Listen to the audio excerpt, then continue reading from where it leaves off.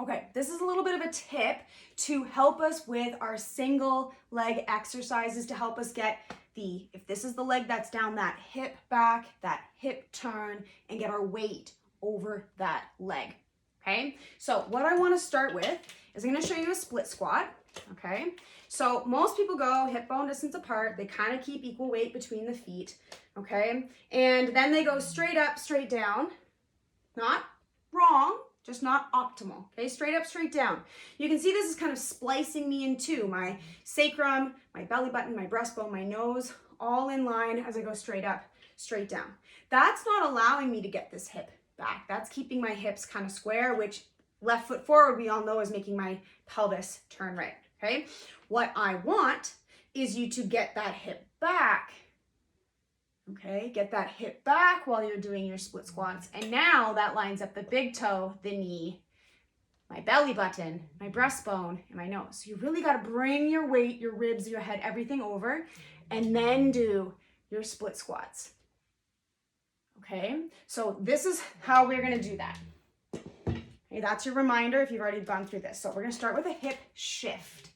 Okay, so in a hip shift, feet hip bone distance apart. Okay, I'm gonna do my left side. Okay, so I'm about heel to toe here-ish, a little bit longer. I'm gonna put most of my weight into my left foot, but to get there, I'm not gonna go forward. I'm gonna go sideways. I'm gonna go laterally. Okay, so I'm gonna allow myself to get into my left hip. So stance leg hip is gonna be a little higher than this one. We're not gonna let it sag, but it's gonna be a little bit higher. Okay, from there, I'm gonna keep that left knee soft. Okay, so I'm not going to lock it out. It's going to be soft. I'm going to put my hand on my left butt cheek. Okay, and I'm going to stay over this left foot as much as possible as I push that left hip back. So right foot, this is just a kickstand. Now, we're going to allow this right hip to turn to the left. So my right knee ends up lower than my left. You're going to feel a big stretch through that back pocket. Okay, so as a review, hey, going to shift over to the left. Send the left hip back, right hip turns down. Okay, it's gonna allow me to have my big toe, my nose, my big toe, my knee, my belly button, my breastbone, and my nose all in one line. And I can come up from there. Okay, so there's the hinge. Shows up in pretty much every single leg activity.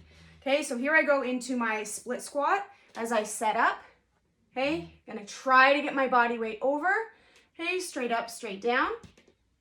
Here it is in a lunge. If I was alternating, I'm gonna have to anticipate that turn, that shift, and back. Okay, that turn, that shift, and back. This is why I have you do reaches, lines you up. Okay, reach right in front of the knee. That helps you get the hip back, helps you line everything up. Okay. So from this side, I'm getting the hinge. This hip is going back and that knee is going forward. Okay, so we're getting that space. Good. Shows up in kickstand deadlifts. Okay, foot on the wall, we're on the floor. Okay, I'm gonna have a weight in this hand. I'm gonna reach. Okay, again, nose, belly button, hip, knee, big toe. Okay, and it shows up in step up activities. Okay, go to step up. I'm not going to step up over here. I'm going to send this hip back. You're going to get a weight in that leg. Toe, heel, knee, hip. Do my best to get that belly button. I might have to, on the right side, push my ribs to the right, breastbone, nose. And then I'm going to do my step up. Okay, maybe I step all the way up. I turn at the top.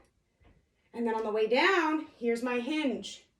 My turn as I lower myself down. Okay, of course, this shows up in our curling delivery as well. Okay, I don't want to be sliding out like this. I want to get this hip back. Okay, and that's going to allow me to be on line. So all we're doing all off season is practicing getting that hip back. Okay, so that we can reach that arm forward and curl. Square up that sacrum, keep the pelvis level. Okay, we're teaching ourselves how to use that very initial small hip shift in all of those single leg activities.